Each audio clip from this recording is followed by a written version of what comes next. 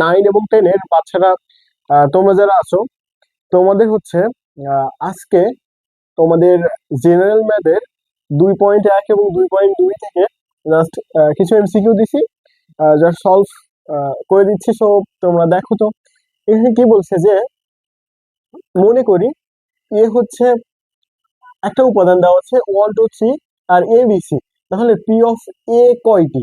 এখানে অপশন দেওয়া আছে 4টা। আমার এখান থেকে যেহেতু বলছে যে পি অফ এ কয়টি, আমরা কি জানি পাওয়ার অফ সেট, অর্থাৎ পি অফ এ নির্ণয় করতে বলেছে। তাহলে পি অফ এর উপাদান কি কি আছে, যে 1 2 3 আর হচ্ছে এ বি আর সি। এখন এখানে মোট যতগুলা উপাদান থাকে 2 টু দি পাওয়ার n, এই সূত্রের উপর ভিত্তি করে এখানে উপাদানগুলো লিখতে হয়। তাহলে এখানে 2 এর পাওয়ার 6, তাহলে এর মান কত হচ্ছে 64। দেখো তো অপশন কোনটা আছে, এর গ নাম্বার হচ্ছে কি উত্তর। এখন তারপরের নাম্বারে কি বলছে 2 যে ইউ সার্বিক সেট, ইউটা হচ্ছে সার্বিক সেট এবং এ যে কোনো সেট হলে, এটা হচ্ছে যে কোনো একটা সেট, এ কে কোন সেট দ্বারা প্রকাশ করা হয়। তাহলে এখন দেখো তো এখানে এক্স বিলংস নট এ, তার মানে এখানে এক্স এর মানগুলো এর ভিতর থাকতে হবে, আর যেখানে এক্স ইকুয়াল নট ইউ, তার মানে এক্স এর মানগুলো সার্বিক নয়, তাহলে এটা কি হচ্ছে, ওটা হচ্ছে না।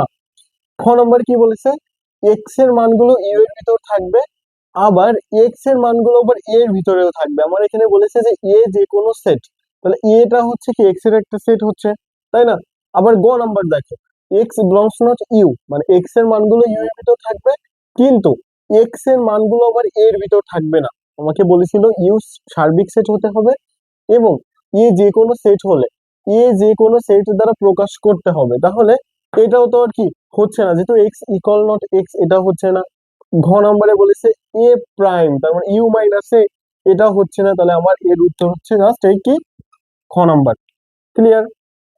এখন তারপরে দেখো দুইটা সেটের সংযোগ প্রতীক কোনটা। আমরা জানি একেবারে ইজি, দুইটা সেটের সংযোগ দেওয়া হয় কোনটার মাধ্যমে, এই যে এটা। এটাও তো তোমরা বুঝতে পারছো, তাই না? তারপর বলছি দুই বা ততোধিক সেটের উপাদান একই হলে এদের কি বলে। দুই বা ততোধিক সেটের উপাদান যদি একই হয় তাহলে সেটাকে বলা হবে সেটের সমতা, এটা জেনে রাখি।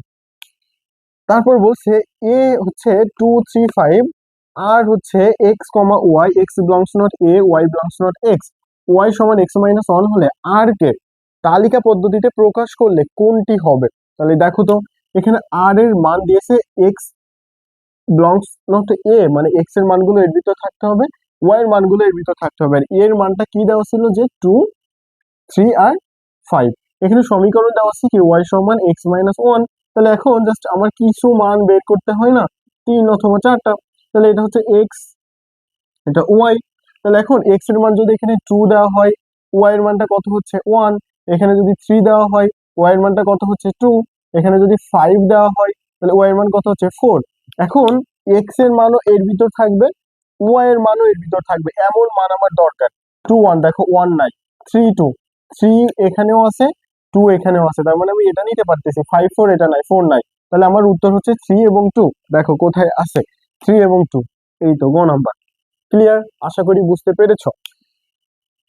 6 নম্বরে বলছে নিচের চিত্রে এ ইন্টারসেকশন বি সমান কত।